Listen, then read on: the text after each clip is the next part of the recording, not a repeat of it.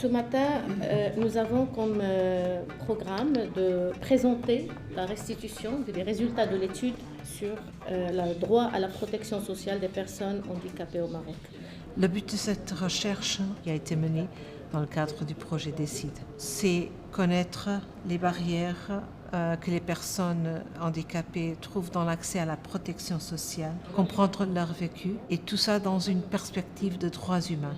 Dans cette approche, ce qui nous importe, c'est vraiment de comprendre en quelle mesure les expériences d'accès ou de refus d'accès à un ensemble de droits se traduit en violation de 5 principes qui sont principes fondamentaux de droits humains. La dignité, l'autonomie, la participation, le respect de la différence, la non-discrimination. Ces trois outils directement adaptés du RPI et avec le questionnaire. Je coordonne une équipe qui est plus vaste, mais qui repose surtout sur la collaboration, la participation d'équipes locales en Algérie, en Tunisie et au Maroc, composées de personnes handicapées elles-mêmes qui ont été formées et qui ont mené la collecte de données et ont participé aussi à l'analyse des données.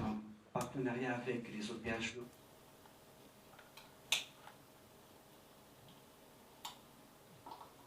Abdelnour El Foudaini, président de l'association des challenges et d'insistance des personnes ayant des capacités spécifiques, spécialité démonstration en arts martiaux. J'étais appelé par l'Handicap International pour faire une formation en Tunisie. Les deux formatrices m'ont proposé d'être un coordinateur. Je me vois en tant que personne qui a des capacités spécifiques plutôt qu'en handicap parce que pour moi, la déficience physique n'était jamais un obstacle. Alors, bien que j'ai dépassé cette déficience physique, je l'ai transformée en une force. Alors, on aimerait bien être appelé des personnes ayant des capacités spécifiques. C'était par l'association du challenge d'assistance du taekwondo et para-taekwondo qu'on a créé et qu'on a pu faire ou plutôt créer une salle au sein du quartier où on essaie de faire de l'intégration et de l'inclusion des personnes ayant des capacités spécifiques avec des personnes normaux. Ça montre l'autonomie de ces personnes ayant des capacités spécifiques. Ça montre aussi que leur esprit est bien positif et que leur dignité ne sera jamais touchée puisqu'ils sont intégrés au sein de la société, au sein du sport. Pour moi, j'ai maintenant 3e dan en taekwondo.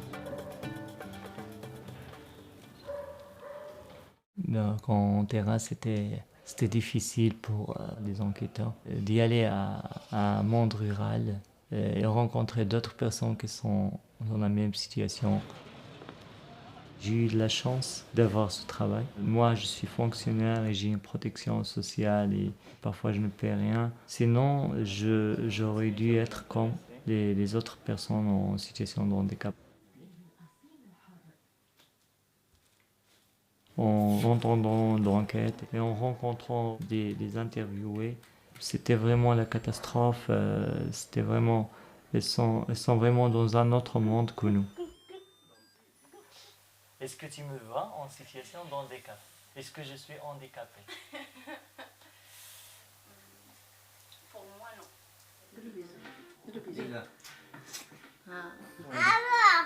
Ciao. L'appel à son grand-père.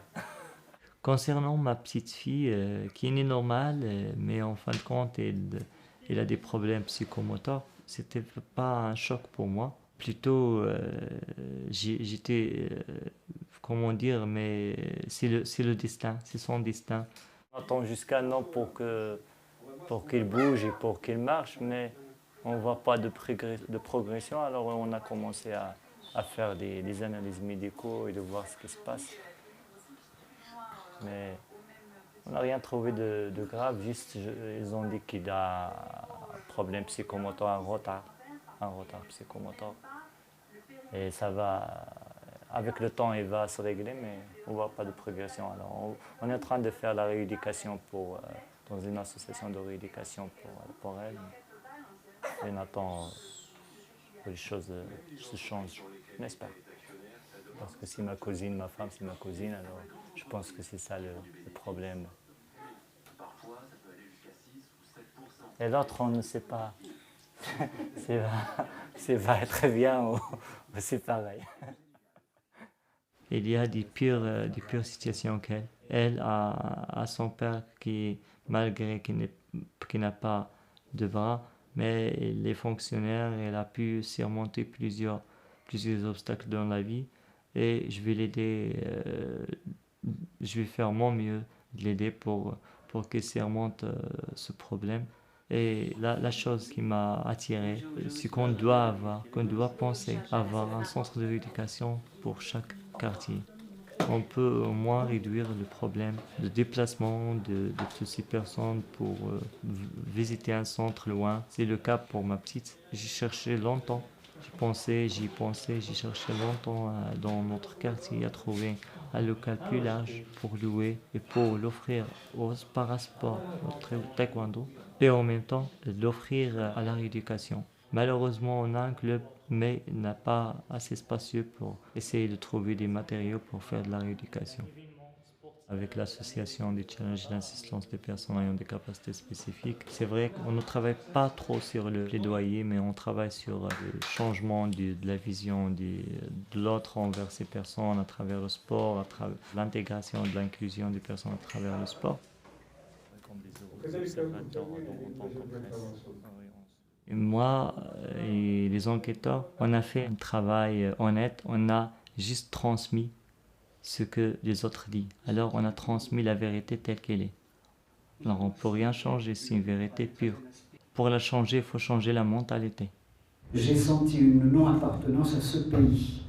S'ils ne veulent pas de nous, si le pays n'est pas capable de nous prendre en charge, qu'on nous fait savoir et qu'on nous fait sortir de ce pays. Mais nous priver du simple droit minimum, qui est de la couverture sociale, non, on ne demande que le minimum. On ne demande que le minimum pour avoir une vie saine et décente. Un témoignage, là où je vais, j'ai le même problème, aucune accessibilité. Des fois, les portes des bureaux sont tellement étroites que je n'arrive pas à y accéder. Je reste souvent dehors et c'est à quelqu'un d'autre de ramener ce que tu es venu chercher. Moi, si je peux résumer les résultats des enquêtes, des entretiens, des focus group que j'ai suivis de près avec les familles, avec les personnes concernées, je peux le résumer en une phrase qui a été dite par l'un des interviewés: je reste toujours dehors.